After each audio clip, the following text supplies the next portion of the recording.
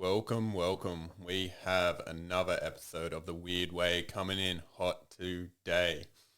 I'm feeling the call to jump on and describe something I've been going into deeply lately. And today I'm going to be talking about imposter syndrome.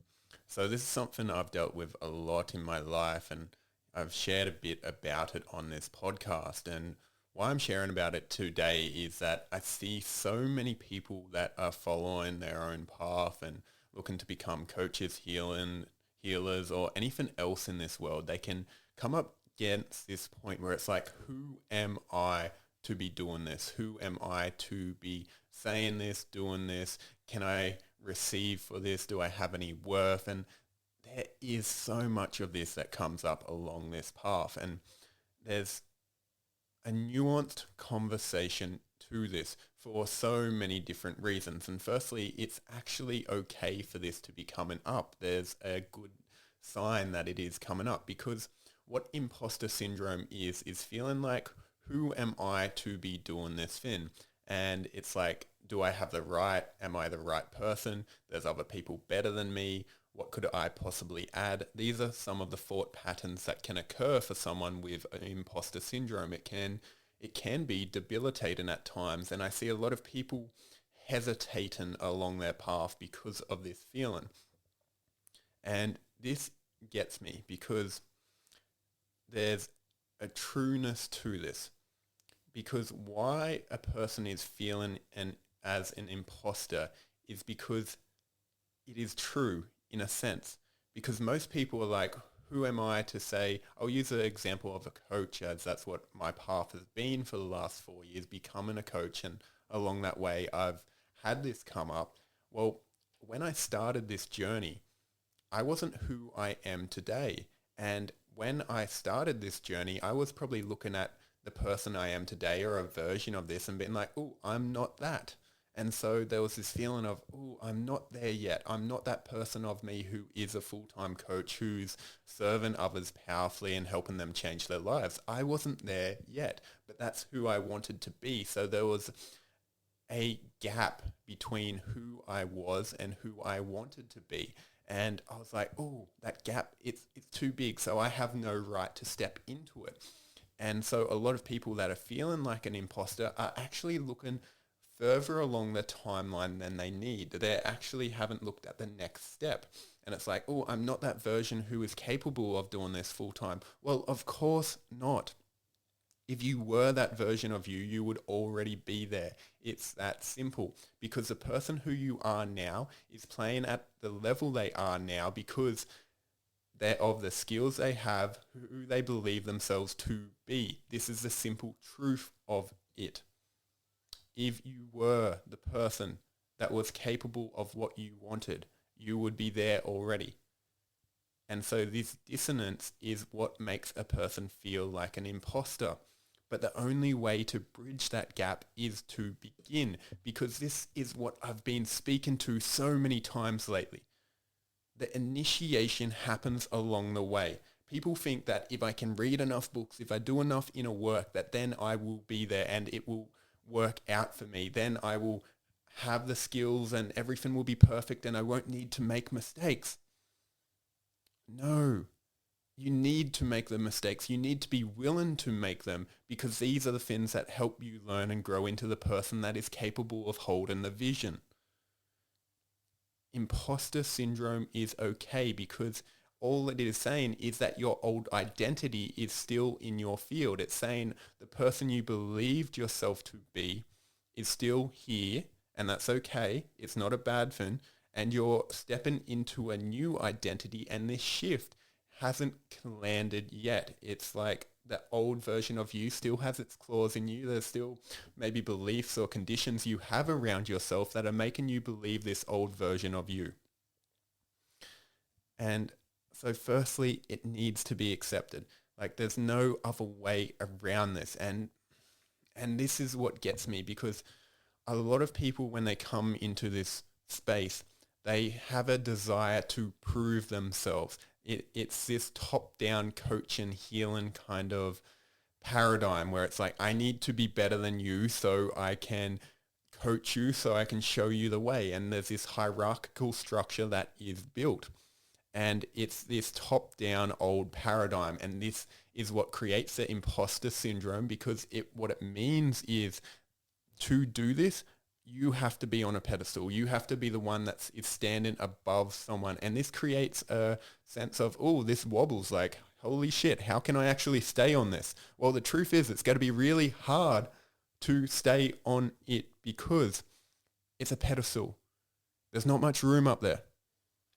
And this is where people think they need to be. And this comes down from a lot of trauma, from conditions around what it means to be a teacher, a facilitator, a healer, a coach. And this is the way, like, a lot of us got taught. In schools, people would look up to their teachers, and the teachers were on pedestals because they were the godheads of the school system, and they could tell us what was right or wrong. And this isn't the actual case.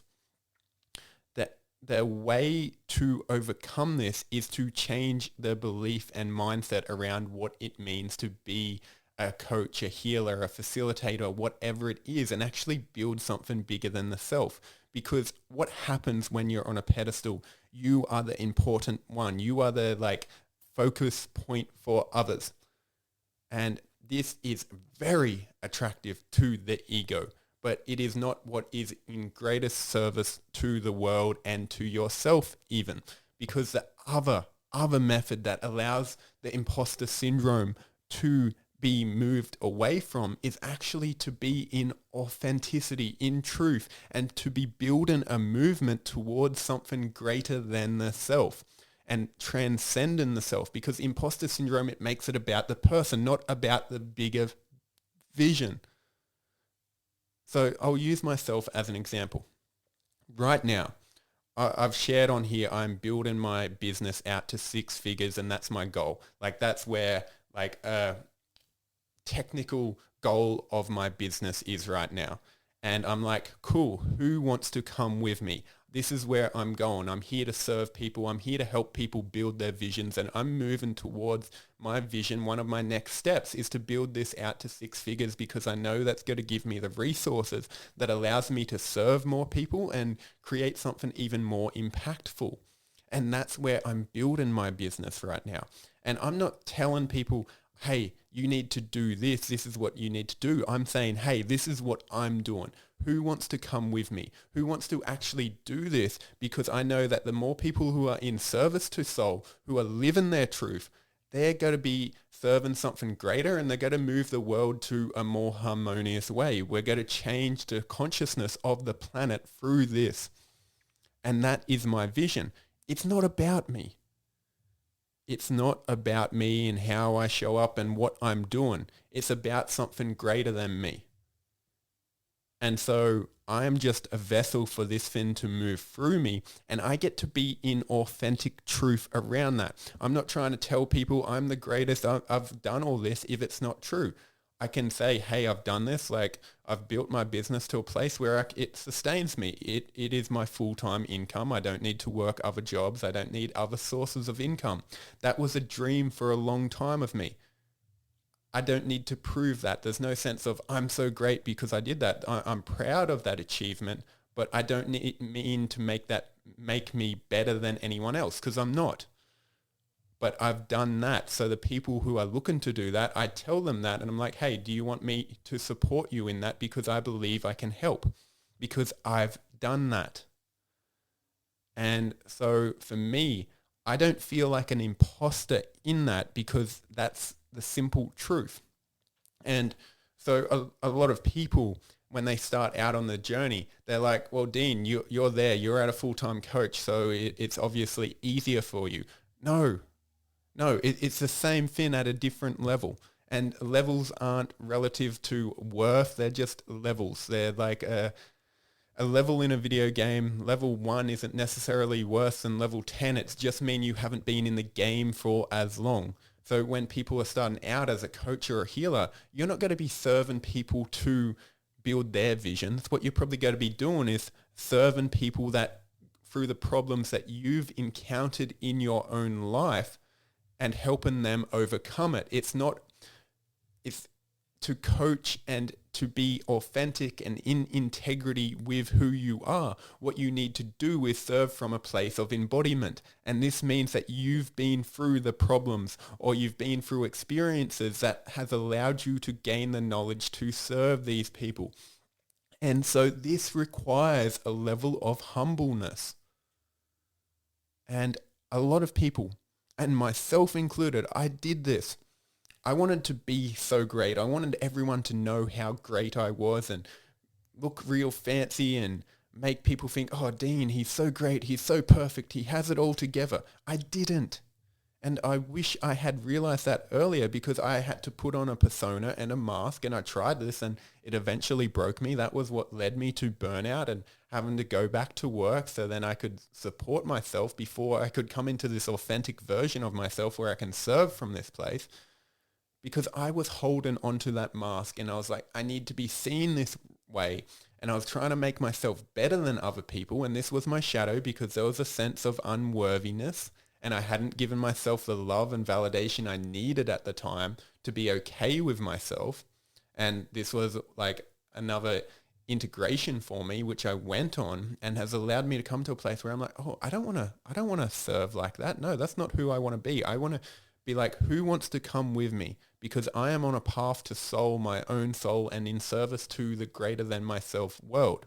And I believe that when I do my work and serve other people, I am aligned with that greater vision. And that's why I do what I do. So it requires this level of, oh, it's okay to be where I'm at and own that. Because what a lot of imposter syndrome comes from is a level of shame around where one is at. And a person hasn't actually owned where they're at. So before I started on my current journey, I didn't want to tell people I was building my business to 6 figures.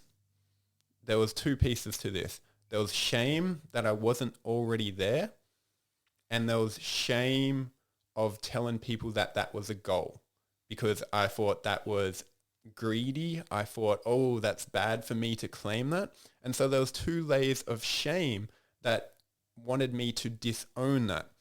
So I speak that now and I articulate that and I claim that to remove the shame and accept where I am.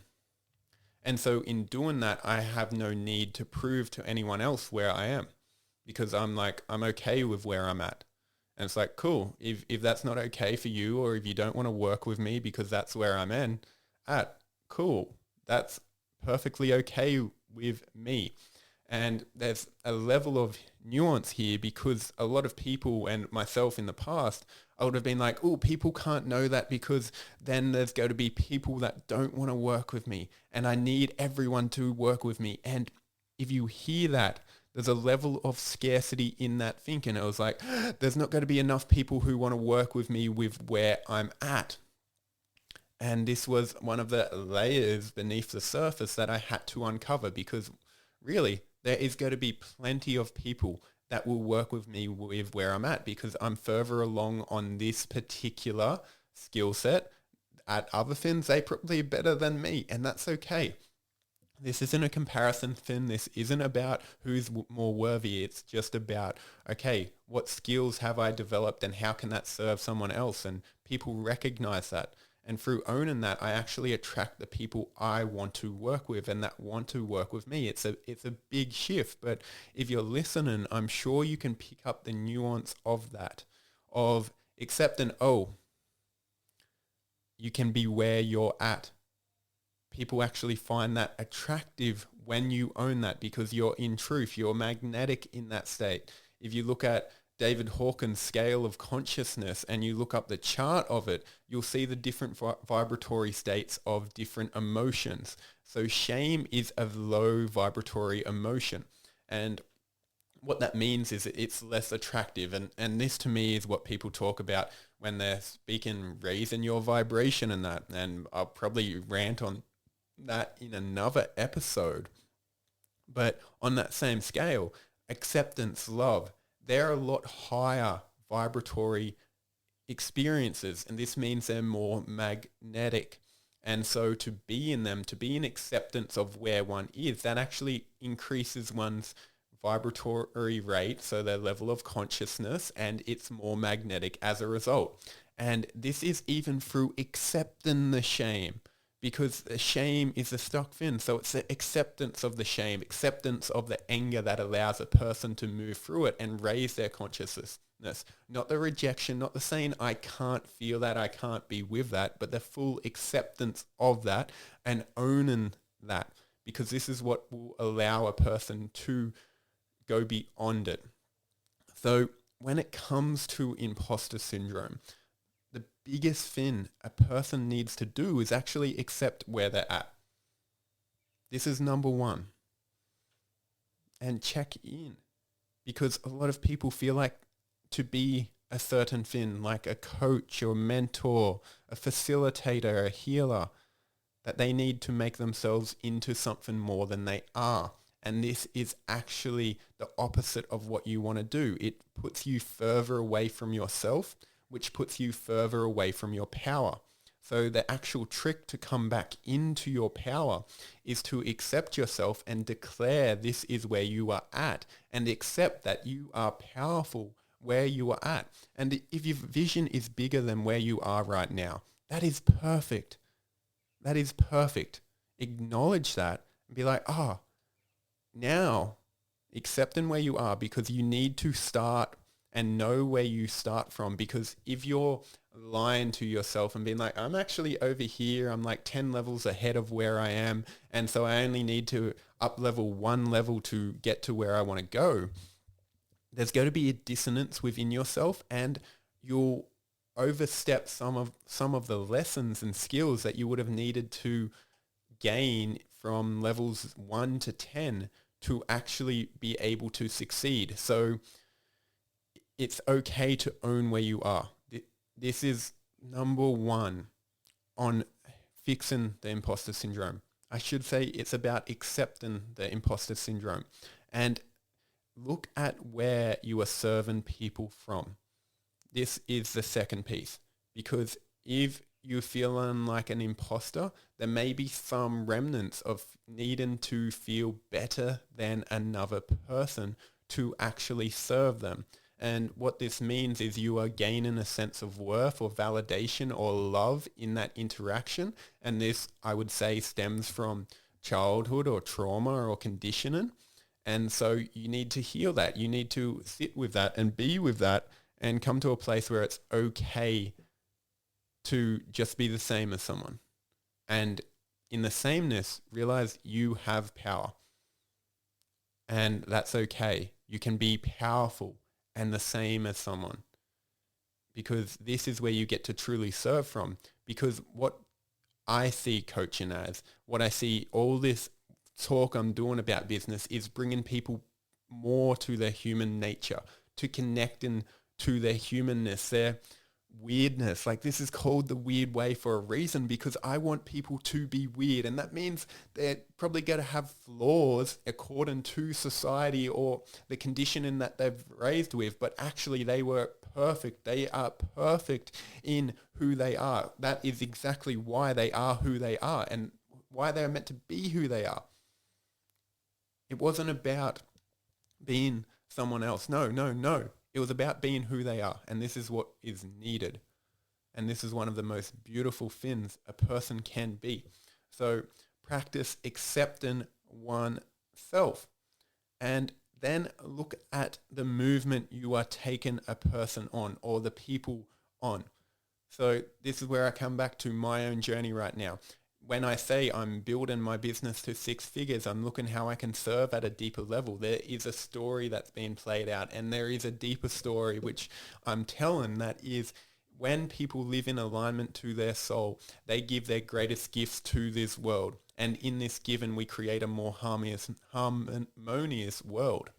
That's the deep story that I'm telling. A level above that is that I'm telling people that, hey, you can live in alignment with your soul, and you can give your gifts in such a way where you can receive, be paid, and create the lifestyle that you want. And as a result, give more to this world. That's one of the stories I'm telling right now. But see, it's not about me. It transcends me. That story will live on if I die. Well, I hope it does, but there's content out there that's speaking to this that's not my own, but it's helping move the current of the people who are following what I'm saying and moving towards on a deeper level. Because when I say that, I know that's not just me. I see there's other people who are working in the same way and moving the collective to a higher level of consciousness. And that's what I see this conversation as a way to move all of us to a higher level of consciousness. And if you're in the coaching space, this is what you need to do. Or a healer, an artist, like what is the deeper meaning of what your work is? And I'm actually going to do an episode on this, on deeper structure and story and why we talk about that and how important that is in this world, because it is, and it's going to be a life-changing thing to actually consider, because this allows us to transcend the self. Yes, the self is important. It's a vessel. And when we allow our channel to open and for the things to move through us that are meant to move through us, we receive deeply, because life wants us to be us. And so when you see that life is guiding you to something bigger, and this is the thing so many people are afraid of, is that there's something bigger that wants to move through them. And it's like, oh my God, I don't know what that is. And it's scary as fuck. Yes, it is. This like doing what I'm doing has scared me so many times, but now I'm willing to step into that because I realize I have to complete my soul's task. And it's more I get to now, even when it scares me, because I know there's evolution, there's lessons, there's up level, and then I get to experience new states of consciousness and awareness that I absolutely love. If growth is a high value for me. And so looking at this bigger picture, it begins to be like, oh, I'm in service to something more. And so when I started my coaching journey, one of the things that really helped motivate me was the feeling of, oh, what if I change one person's life due to what I'm sharing, how I'm speaking, and what I'm giving the world? Like, that's all I wanted at the start. I was like, how beautiful would that be to affect one singular person and have a positive impact? That was what was started as my higher purpose, because I knew what it was like to be depressed and lost and not know my way in this world. And I wanted maybe to just offer a glimmer of hope for another person. And so that was my higher purpose at that time. Now that has grown and I want to impact more people. But even if this episode only affects one person, I feel proud. I feel like, yes, this gave something to the world. And this is where we want to come from, because then we're focused on something outside of the self and we're willing to get out of our own way. It would be like if you were in the street and you seen someone getting attacked or injured, like, I believe as humanity, the way to heal is to actually be like, oh, I'm not going to stand for that. I'm going to be willing to go into that and put myself potentially in harm's way to try and move the world into a better way, to show it still cares, to show that it still loves, and give my voice to this space because my soul is asking me to. And that's why when we don't do that, we feel guilt, we feel shut down, we feel depressed because we contracted from the opportunity that life gave us. And so it's this constant invitation to step into the bigger picture and knowing along the way that imposter syndrome will probably come up, and that this is just a reinforcement that you are going through an identity shift. And if you haven't checked out that episode, go back and listen to, I believe it's something along the lines of change your identity, change your world. And I speak a lot more to this subject of the identity shift, because that's what imposter syndrome is at its core about. You're going through an identity shift, which is creating a dissonance in your field, and you're still adapting to this new version of yourself. So go back, listen to that, and just allow this to land. Because if you're listening to this, you are here for something greater, and you know, you can feel it. And that's why you're listening. That's why the words imposter syndrome called to you and you gave this a listen, because there's some part of you that's like, yeah, I want more. And that's beautiful. So trust in that and allow that to guide you, because that is where you are being called by something greater than yourself. And this is where the surrendering of your old identity comes into hand, because you are letting go of the perceived version of yourself that potentially kept you small and kept you in a little box. And it's okay to let that go now, because now there is a new version of you that is coming alive and wants to be alive. So let that shine, give your gifts to this world, and meet this imposter. Do the things in this video. Let me know how they go. And if you want to send me a message and share with me how and why you're feeling like an imposter currently. And if you got something out of this, share this podcast. Let other people know that they don't have to go through feeling like an imposter, and that is actually a way out of it, because for me, it was one of the biggest struggles along this journey, and why I'm going to continue sharing about this. So thank you all for listening to this episode of The Weird Way. I'm going to leave it there about imposter syndrome. I did a YouTube video on this as well. You can find that in my link tree or on my YouTube channel at the Dean Bentley.